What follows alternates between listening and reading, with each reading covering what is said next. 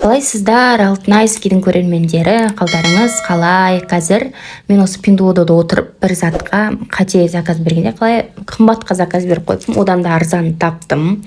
Содан кейін ойбу деп енді ақшамды возврат етейін деп ізденіп, сонымен сол тапқан ақпаратымды сіздермен де бөлісе кетейін дедім.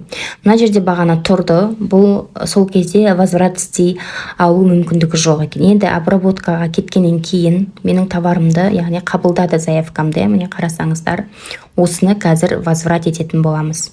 Бірінші мынау 4 иероглифтің үстін басамыз.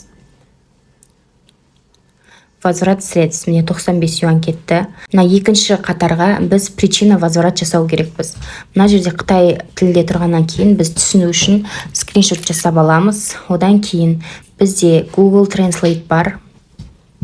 Соған кіріп аударатын боламыз. Міне бізге осылай аударып берді, другие причины дейді. Немесе больше не хочу этого деген, әйтеуір біреуін таңдасаңыздар, бір другие причины деген таңдай салайын мен.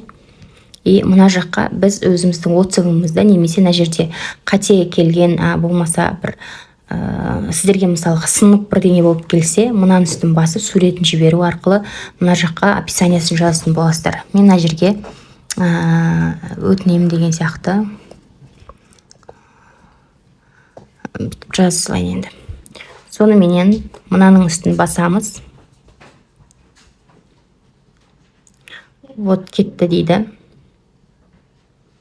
Ақшамыз бізге қайту керек. 24 сағаттың ішінде бізге түсу керек. Мына жерде жаңа тұрған уже жоқ болып кетті. Көрдіңіздер ғой.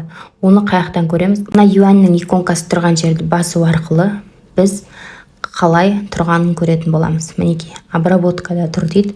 Мына жаққа барып птичка болып, вот уже птичка болды, ақша қайтарылды дейді маған. Сразу айтты. Енді өзіміздің тіркелген картамызға түскенін күтетін боламыз. Все, ешқандай қиындығы жоқ екен.